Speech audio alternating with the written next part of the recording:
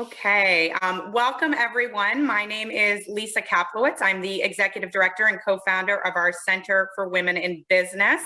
Our mission is really through education, opportunity, and thought leadership to remove barriers, build community, and empower women with confidence and skills to succeed as women leaders. I am so excited for our event today, The Art of Slowing Down. We have with us two amazing women, Robin Doyle, who's one of our founding board members at the Center for Women in Business, and she's also a managing director at JP Morgan Chase in the Office of Regulatory Affairs, dealing with risk compliance, data, lots of very stressful things. She is also a two-time proud Rutgers graduate. So thank you for joining us, Robin. Thank you. And also Christine Dates. So Christine is a yoga instructor and meditation guru. She is not about perfecting that pose, but really about exploring and refining mind, body, breath connection. Even lying on the floor and breathing is important. And so, as many of you know me, I have a ton of energy and I would not be effective in having any of us slow down at all. So because of Mental Health Month, thought it would be great to do this event. We're in the middle of reading period for our students. And thank you all for joining us. I want to turn it over now to Robin Doyle to lead us. Okay, great. Thank you so much for that introduction, Lisa. And thank you for everything you do for the center. Welcome everybody to our webinar today. Just a little bit more background. This webinar today is really exciting and personal for me. I know Christine first and foremost as a friend, and then second as my yoga instructor.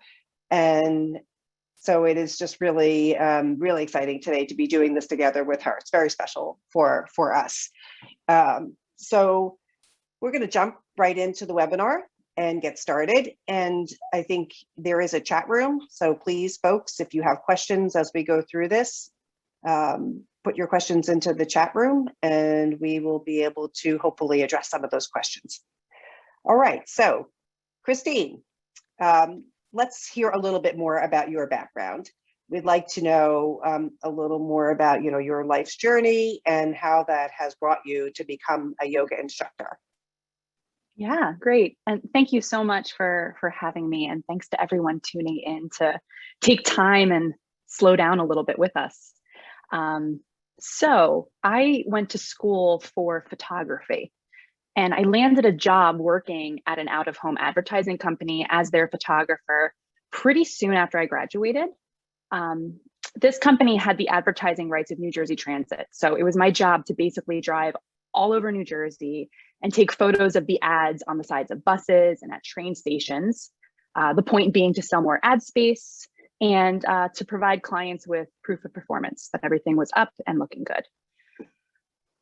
It's what I thought I was supposed to want, right? The salary was good. I had benefits.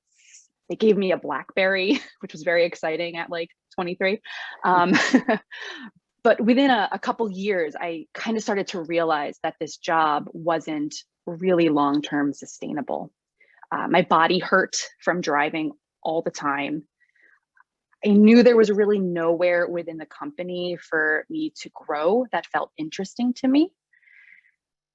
And I started to question the value of how I was spending my time. And chasing buses around the state didn't feel like it was that big picture important to me.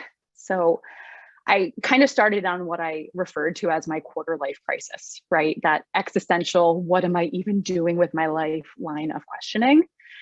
And I just really didn't know what I wanted to do anymore. But I did know that there was a lot out there to see. And I wanted to travel, so I saved my money and I traveled.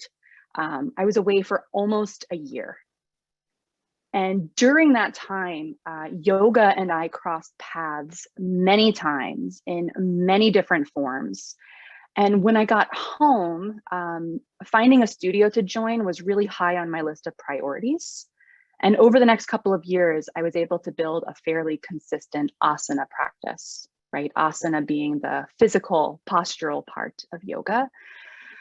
But I knew that there was more than what I was learning in the drop-in classes I was attending. Like I got that there was more to this thing called yoga. So I really took my first teacher training expecting just to learn more and inform my own practice.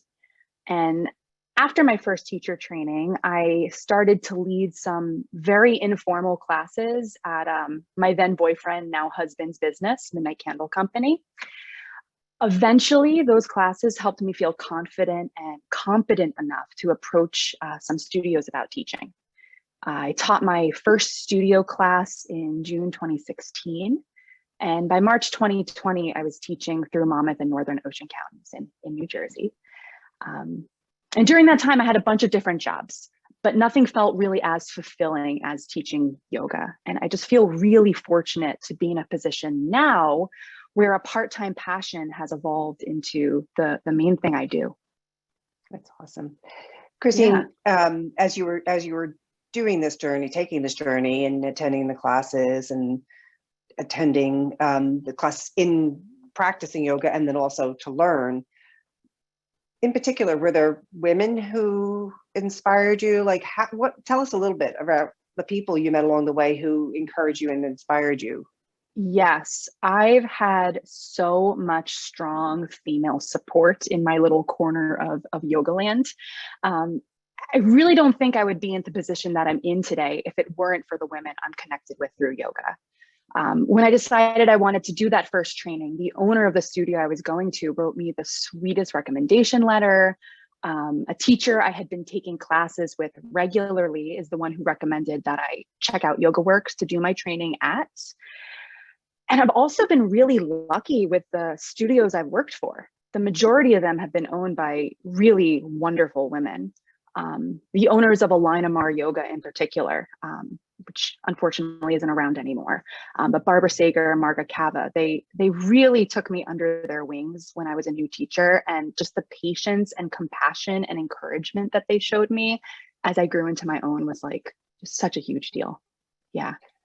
Right. So, I mean, it demonstrates the importance of like building, a network and, mentors and people that can help you, especially as you're embarking on a new journey. Yes.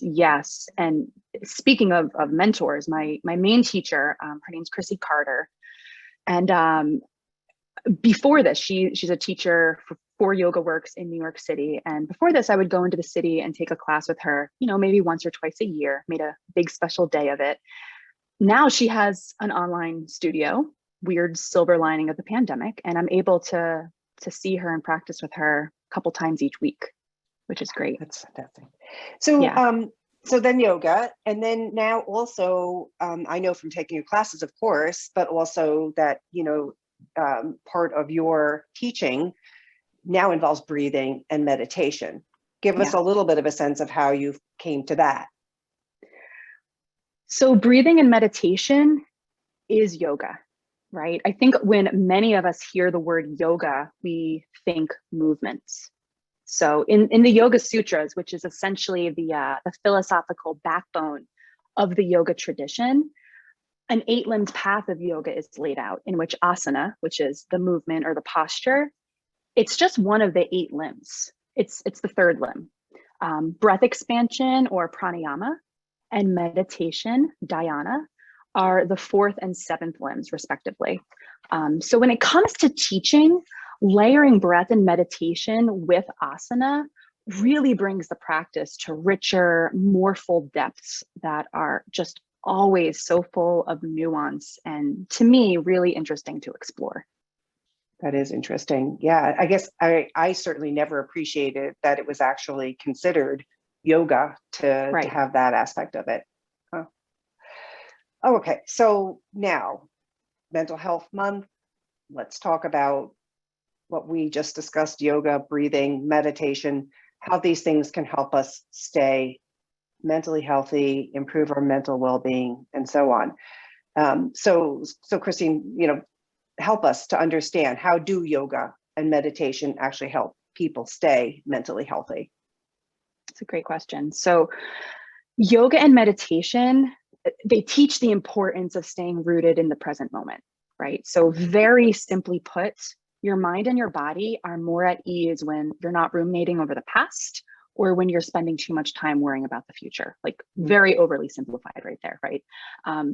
Just a few minutes ago, I mentioned the Yoga Sutras. Sutra in Sanskrit translates in English to thread, right? So the Yoga Sutras, there are 196 of them.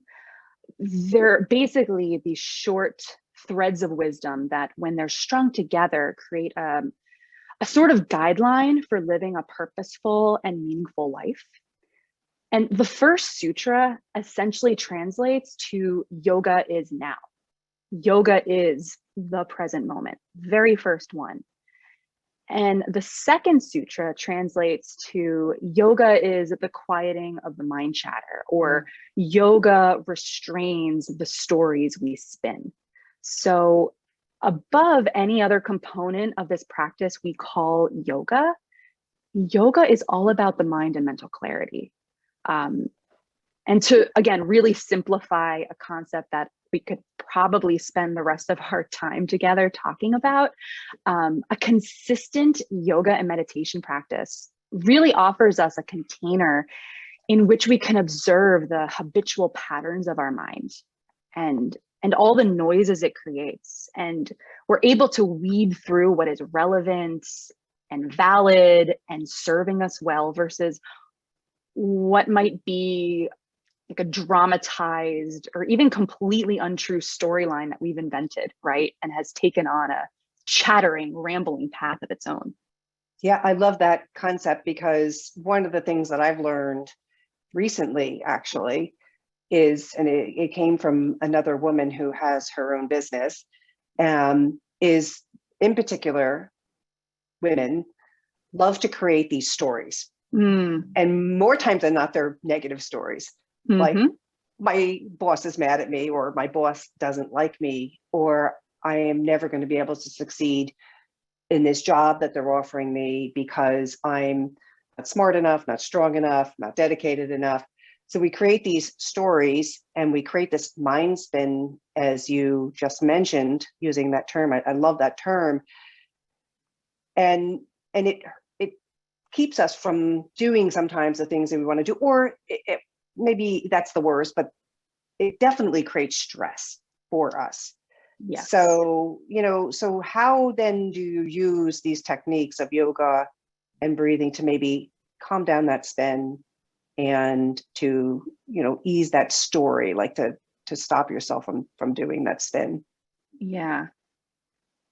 So I think this ties pretty well into our stress response in general, right? Between the stories we tell, between outside stressors, and I know we live in a world full of them, right? I'm thinking kind of like fight, flight versus rest and digest here. And this is basically, it's our response to stress. And, each and every one of us in some way, shape, or form has experienced higher levels of stress this year than we ever have before. And most of us don't have the bandwidth to process the effects of all of that stress, right? Whether it's because of a story that we're spinning ourselves or because of some external factor. And very rarely it's because you're doing anything wrong, right? We just literally as a species have not evolved to cope with sustained levels of stress. We're in the situation where we're kind of forced to normalize situations that are just not normal. And we get stuck in what is called the sympathetic nervous system response, which is your fight, flight, freeze response. What can trigger your fight, flight, freeze response is entirely subjective, right? So what I view as stressful, Robin might walk through as a breeze, right? No problem. But basically, fight, flight, freeze, when you perceive a threat, whatever that threat is, physical, emotional, mental, to manage the threat, you can either push against it, you will avoid or numb it, or you freeze. You essentially become cognitively paralyzed. none of us are meant to live within this sympathetic nervous system response. We're meant to go there in emergency situations. We're meant to return to the parasympathetic nervous system response. And this is a very long way of me finally, I think, getting to your question. It makes so much sense because it is a physical response, isn't it? Yes, it's a physical response. So to have the tools to return to the parasympathetic nervous system response, which is your rest and digest response, right? This is where your body returns to all the basic activities of maintaining a sense of balanced well-being. Right, so tools, removing ourselves from this fight, flight, freeze, bringing our body back into that sense of balance. Yoga, right, meditation, breath practices. We have a lot of tools at our disposal.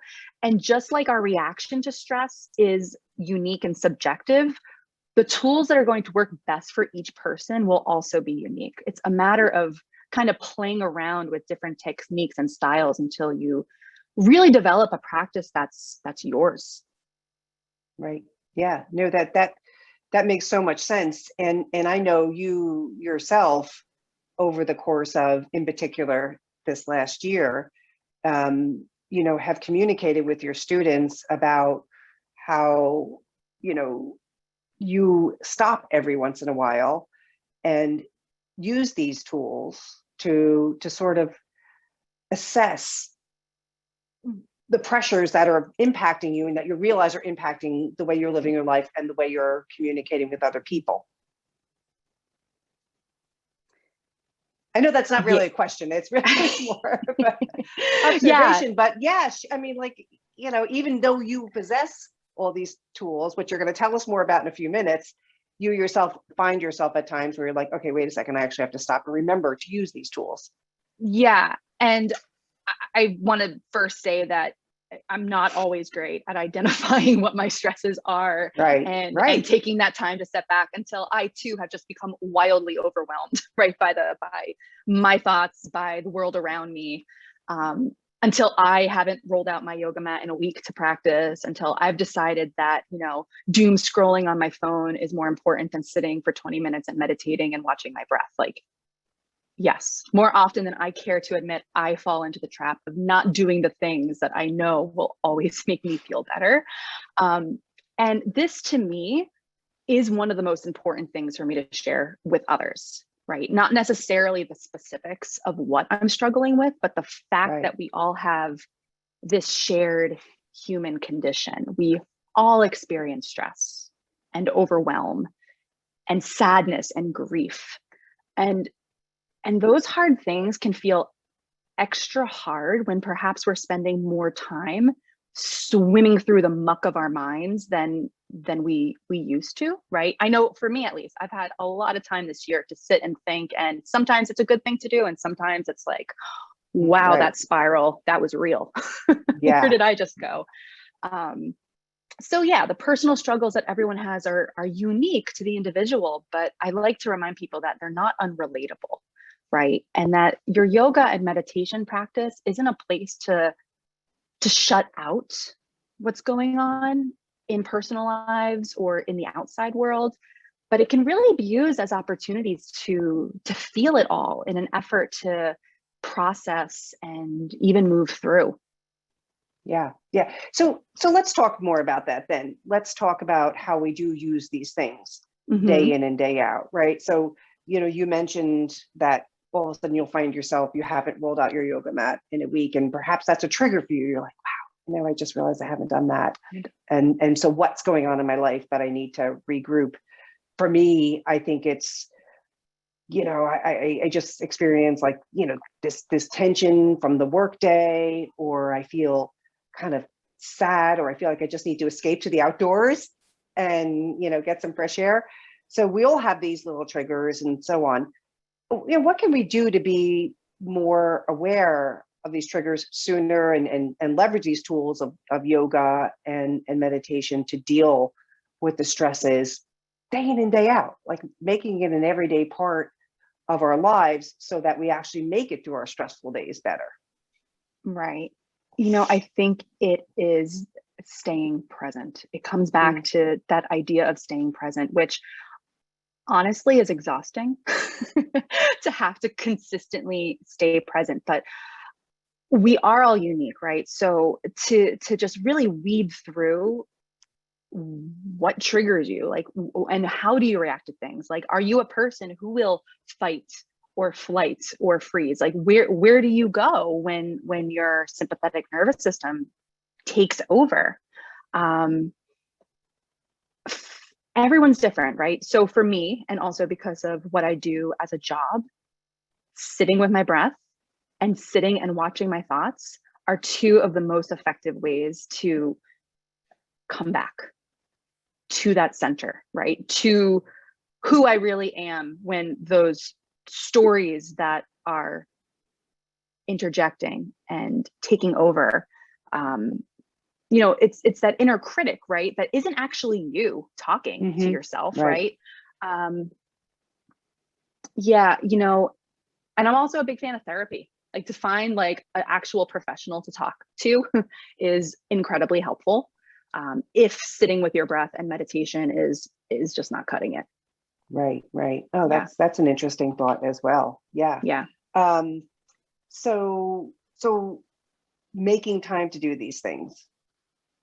Right. Do you have any tips for the audience on how to do that? Because, again, personally, even just to keep up an exercise routine, I find sometimes if I get on the computer, right away, I just, everything else gets pushed aside if you get immersed in your day and you get busy. So you were getting a question in the chat, like, what are some of the top 3 tools we might be able to use starting today that might help with some of these things? How do you get them into your day? So we're all busy, right? It's just so easy to put yourself last. I think it's important to remember that when it comes to yoga, meditation, and breath, it doesn't need to be some long and fancy, involved process. You could start by taking 5 minutes to pay attention to your breath first thing in the morning, and over time, maybe that 5 minutes rather grows to 10, 15, 20 minutes, and before you know it, voila, you have an established meditation practice. I'm a big proponent of just really evaluating how you spend your time now. Not that we're trying to like add anything new to the plate, right? We have enough going on. This thing right here. Right. The evil. Lots of good, lots of not good. More often than not, I just do not value the time that I spend staring at my phone. Your phone will tell you how much time you spend on each app. It'll tell you how many times you unlock your phone. And it's horrifying to look at, right? But once you can get over the shock of the hours that we spend on our phone or something else, right? It's eye-opening. So if, for an example, I deleted social media off of my phone a few months ago because I realized that I didn't, quote, have time for my meditation practice in the morning, but I was also spending 20 minutes scrolling through Instagram in the morning. So to just remove that and to add something in its place, for me, was really, really helpful and beneficial. So that's another thing, just really sitting down and honestly evaluating where you spend your time. Notice what you don't want to spend your time doing. And yes, we all have to do things that we don't want to do. I get that. But there's probably a lot of things that you do on your day-to-day that you could realistically cut out and replace it with something that serves you well. So I think that would be my biggest tip, of instead of trying to add more things to the pile of things, try to cut some stuff out and replace. Right. So I wrote down first, tip 1, tool 1, something we can do right away is step back, evaluate what you do over the course of the day. In a moment, if you're doing something you don't want to do you really need to have this thing in your day, or could you actually reduce it, eliminate it, so that you have more peace potentially in your day? So that's one tip that I just wrote down. And then I think I also wrote down what you started with, which was, it doesn't have to be long, the time you take to just slow your mind a little bit and do a little bit of meditation. Christine, what do you think about some of the like meditation apps that are out there, whether it's just music or are they useful for people? Is that an additional tool that's helpful to Yes, that, thank like, you a little for bit bringing for ourselves? thank you for bringing that up. Yeah, that is a really useful tool. I actually just want to also say just a common misconception I think about meditation. Meditation isn't making your mind silent. Right. If that's your goal, like you are setting yourself up for a massive disappointment. You're human, right? You're always going to have thoughts. You don't fail at meditating if you're unable to dismiss them, right? Just watching, right? Watching your thoughts. And when you're starting out, sitting and watching your thoughts on your own can be extremely overwhelming. So yes, these apps are really, really helpful. Guided meditations are really helpful. Even just having the ambient background music for there to be something else for your busy monkey brain to listen to is definitely helpful. Yes. So I like the point that you just made, because I've experienced this myself in doing meditation, and I've learned about letting the thoughts flow. And one of the folks actually asked a question in the chat room about how important is self-awareness. And I almost think about that question in that same context of letting these thoughts flow through your mind. Yeah. So talk just a little bit more deeply about that in terms of actually doing a meditation, even for people who may be leveraging an app, because it's really important to understand that the thoughts don't stop. Right. So long as you're breathing, your thoughts are not going to stop.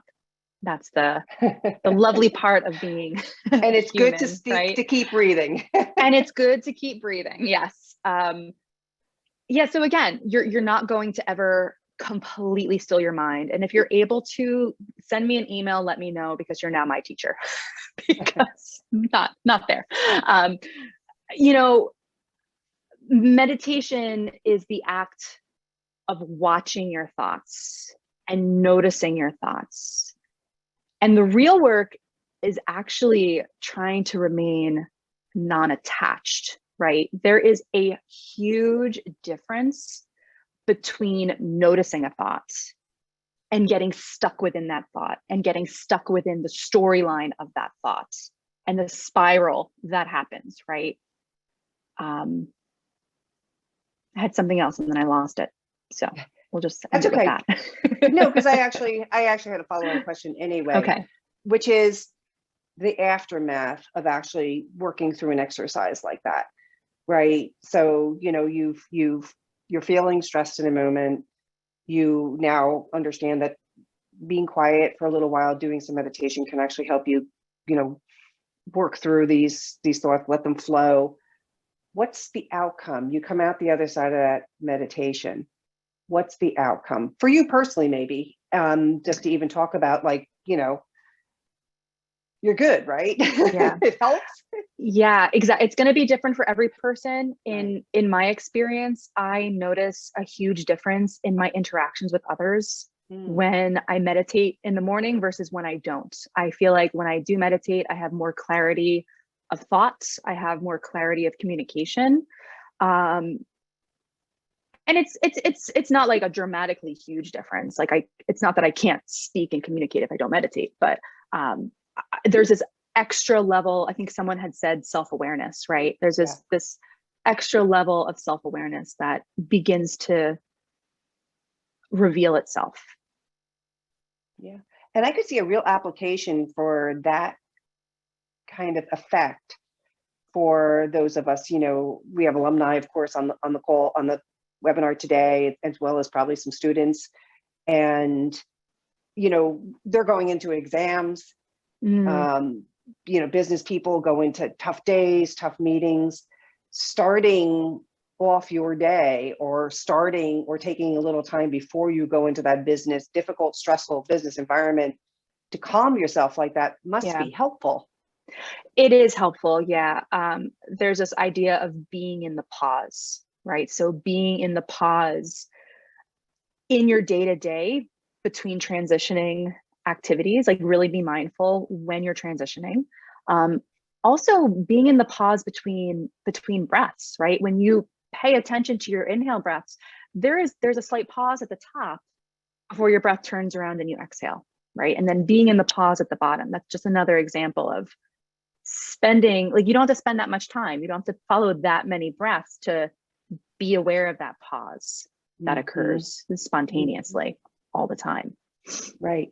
Right. So I think, possibly another tool or tip here is think about your day as you're getting up, and are there going to be moments in your day where you could really benefit from doing that calming, kind of creating more awareness of what you probably will be experiencing in the stressful situation, and plan almost a little bit. Not that I don't want to overstructure this, but plan a little bit for those moments and use these tools of yoga and meditation to help you get ready for that. Yeah. I think in an ideal world, that could be something that we would do every single day, right? Figure out what's going to trigger us and stress us as the day goes on, and be able to pick out this 5-minute increment where we can do a breath practice or a self-guided meditation.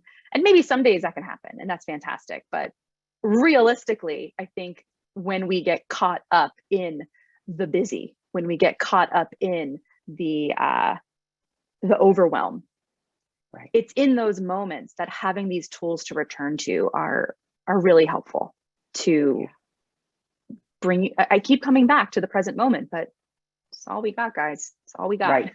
Right. Good.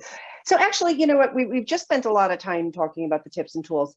Why don't we spend a few minutes now, Christina, and you can teach our audience about a very basic technique that they could use, as we just discussed, in these times. And then we'll come back to some of the other questions that I have for you following that. So why don't we actually run through the exercise and of the breathing that you have planned for us.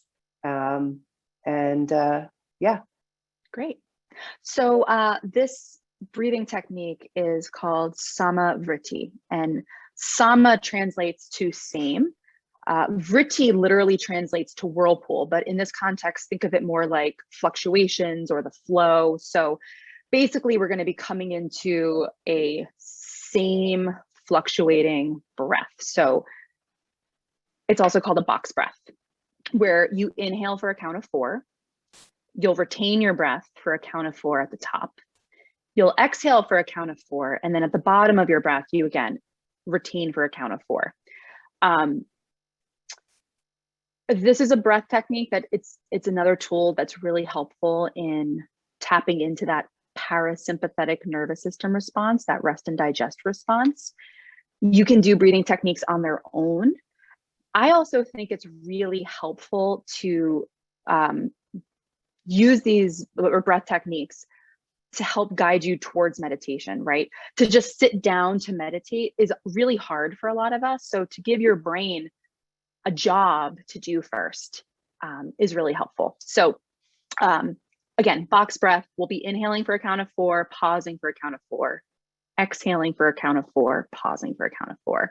If for any reason that retention of breath does not feel comfortable for you, skip it.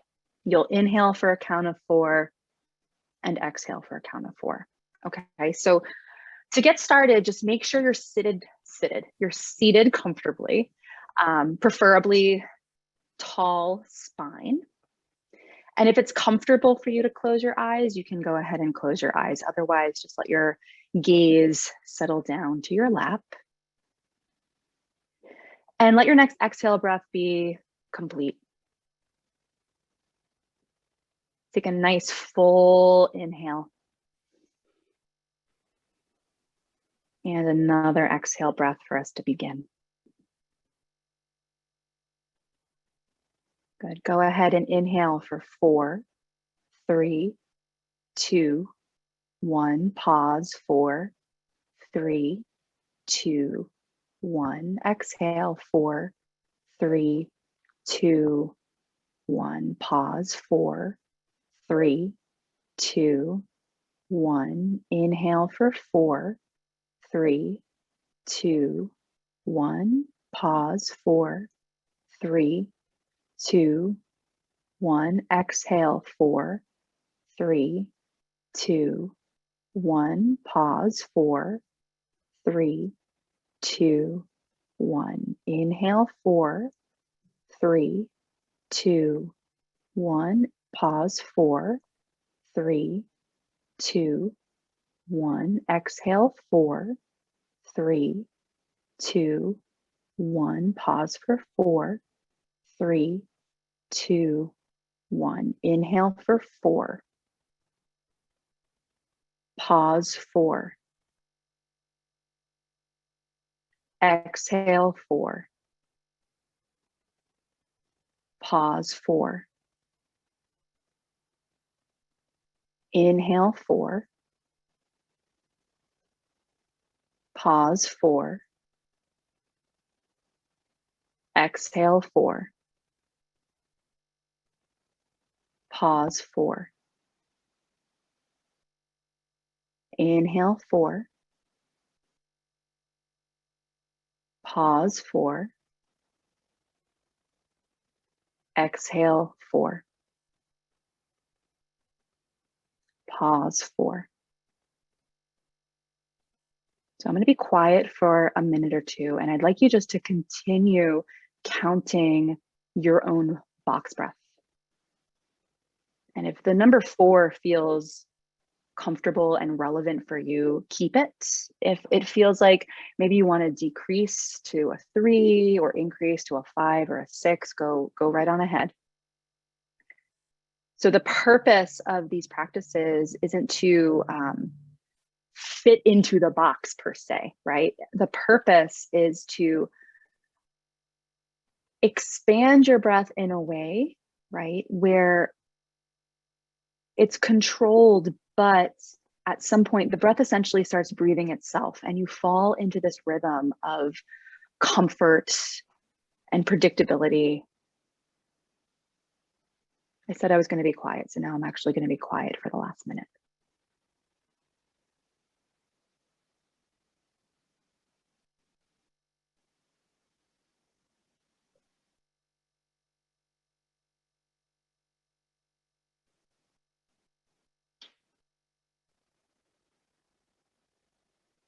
If at any point you get lost in the count, just begin again.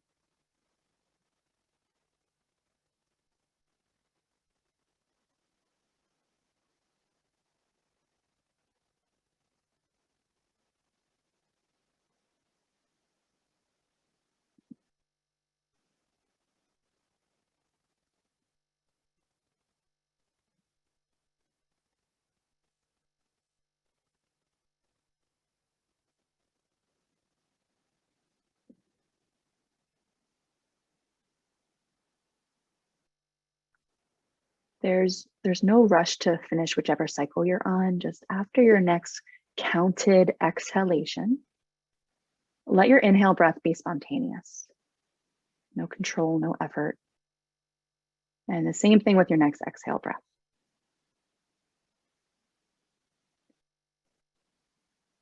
Your eyes are still closed or your gaze is still soft and relaxed. And you're just noticing now the natural flowing rhythm of your breath, however it's landing in your body in this moment.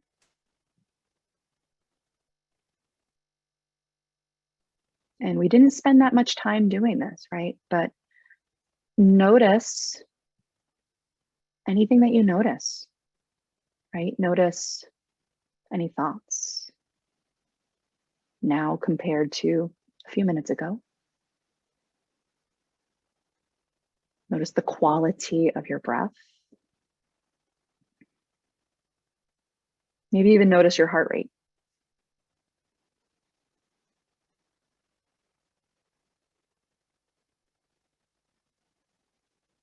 And then as you're ready, you can just let your eyes start to open once again. So Christine, I love this exercise. You know, we've done it in class together and I use it personally in my day when I find, and not every day, I don't mean to imply that, But I use it in my day when I get myself into that, crazy spin cycle. Yeah. And, I spend a little time, I sit down quietly, I do it. And I definitely recognize the slowing of my heart rate. And I also recognize appreciation to myself and my body and my mind for taking the time to give myself that couple of minutes, I feel grateful that I have this tool to use to help me sometimes manage, through my day, and to know that I'm actually doing something really good for my body. Yeah. Thanks for sharing that, Robin. Yeah. So we're getting some really positive reinforcement from folks in the chat room. Others like breath slow down and real impact from a short time investment. So yeah, that's fantastic. Thank you guys for sharing that. And remember this tool, right? I'll wrap up at the end with what I wrote down as the top 3. But let's turn back to Christine for a couple of minutes here, and then we'll wrap up. And if there's any other questions, people can certainly ask them. So, Christine, what's next? You are a small business owner, running your own studio, living through COVID, yoga, meditation. What's next for you? Well, I'm planning on returning to at least one studio class this summer. I haven't taught in a studio in over a year now, while keeping the online platform going, right? I teach weekly live stream classes. I do a monthly restorative class. That's lovely. And in the months to come, I'm going to be building out a variety of class series and workshops and immersions. And the first up is actually a 3-week meditation series called Meditation 101. It's going to start next Tuesday. And I think we have a slide that we'll throw up in a little bit with a little bit more information about that. And I'd love to invite everyone listening to join. You'll get a special discounted rate if you want to learn a little more and dive a little deeper into some of the topics we've very briefly touched on today. Oh, great. Lisa is getting that screen up for us now. So you guys can see that here. So you can see with the Rutgers code there, Rutgers 25, you can get a very generous 25% discount on what is already a very generous price for such an amazing series. So, folks, we'll leave this up on the screen for a few minutes so folks can have a look. And Christine, there's a special little bit about the QR code if people do use that. Yeah, if you use the QR code, it's just going to ask you to download the Acuity scheduling app. So if that's something you're interested in doing, do it. Otherwise, you can just go to christinedates.com/series. Yeah. And I'm actually I just have an opportunity now to check out the chat. I had largely not paid attention to that. So thank you. Okay. Thank you all. Thank you for looking at that and taking the questions. And thanks everyone for popping in. Yeah, so my breath totally slowed down. Yeah.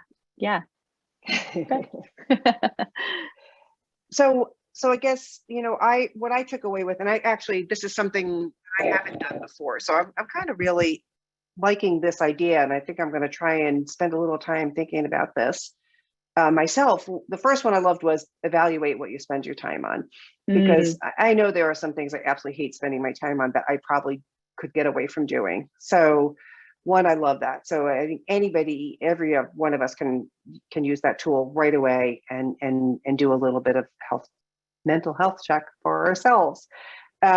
Second tool I wrote down was like kind of assess your day, right? Like at the beginning of the day when you wake up, what do I have today? What am I facing? Am I worried about this thing? Am I worried about this event? Am I worried about this boss? Am I worried about this colleague? And know that maybe, in advance of that, you have some tools that you could leverage to bring yourself what people described here already as, being able to slow down your heart, slow down your mind, get a little bit more clarity to your mind by practicing a box breathing as a very simple, 3, 4, 5 minute exercise to use that you don't need anything You don't need a mat, you don't need anything. You just need you, right, to do that. Right. Right. What do you think? Does that sound like a good top 3 for starters, Christine, for people? Yeah, I think that that's great. And you know what, when we were talking beforehand, we had talked about the word balance a few times. And I wanted to throw out there also that I think we put a lot of pressure on ourselves to like find the perfect work-life balance. And I wish I had written down exactly what she said, but my teacher, Chrissy, once said something like, balance is a mythical unicorn. It just doesn't exist.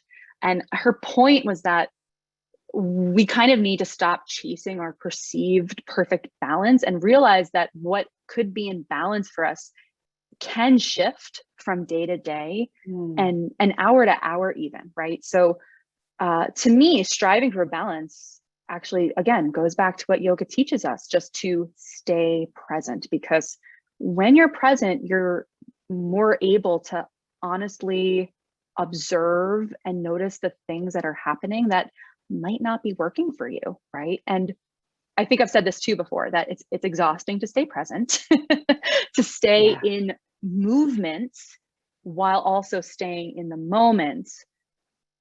But I think it's probably one of our most realistic shots at approaching anything that resembles balance in a very chaotic world.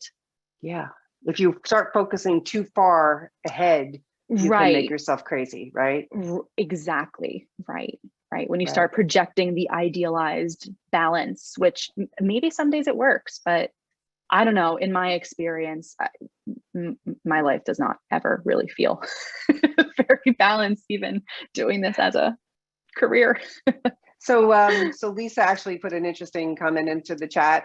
She said at this Rutgers Center for Women, we call it overlap as opposed to work-life balance. So like managing the overlap. I love that. Yeah. That makes that, yes, I'm going to use that. That makes so much more sense.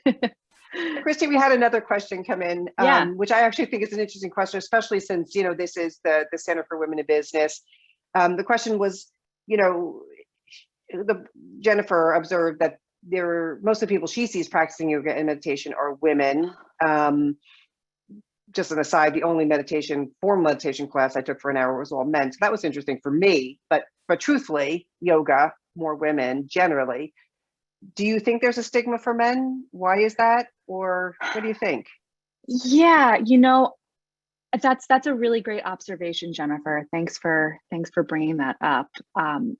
Yes, in the West, it seems as though predominantly women are taking yoga asana classes, right? The yoga movement classes. I mean, traditionally yoga was for men, right? For typically the asana component was really for like prepubescent Indian boys to just get their sillies out, really. And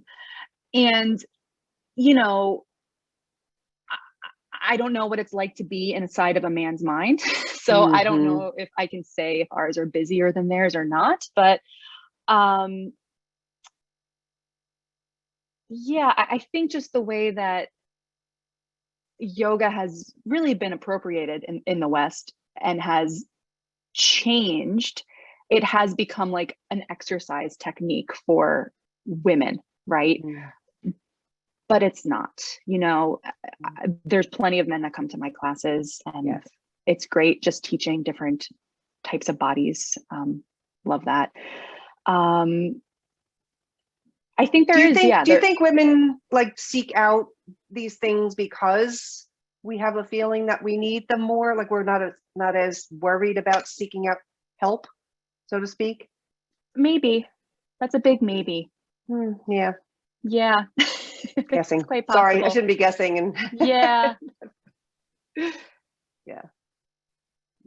So, okay. Well, so that's great. So I think this has been really, really terrific. Love this, idea of the work-life balance and that it doesn't exist, right? That was a really good, I think, thought that came into the end of the webinar. I am very hopeful that we've actually given folks some tools to work with. Can we put Christine's event back up on the screen? Yep. Great. Hopefully some of you will take advantage of this opportunity, share it with your friends, take a picture of the screen, share it with your friends who you think might enjoy learning some more about meditation. And, you know, I personally wish everybody who's attended, you know, my wish is that you leverage some of what you learned today, and hopefully it brings some peace and, you know, better mental well-being to your lives. So Christine, any last parting comments? I really appreciate you all taking the time to be here today. Thank you so much. And if you have any questions, you can reach me hello@christinedates.com. And I'd love to hear from you. Great. Well, thank you both. I know I literally calmed down just doing that exercise, and it seems like it's like 2 minutes, so it's not a huge amount of time. I'm wondering if it's safe to do in the car as I'm chauffeuring the children around without Not with my your eyes eyes closed, of course. Keep both eyes on the road. But Hands on the I think wheel. that You'll would be fine. great. Before we close, I just wanted to thank our partners and our sponsors, because without any of them, we would not be able to do any of this. And so thank you all for being part of our community. Thank you for the companies that are also part of our community and helping us partner and sponsor all of these types of events. Our next event is going to be in June, so stay tuned. We haven't locked in the date yet, but learning about how we can all be better allies for the LGBTQI+ community. Have a great rest of the week. Remember our breathing, and we'll see you all next time.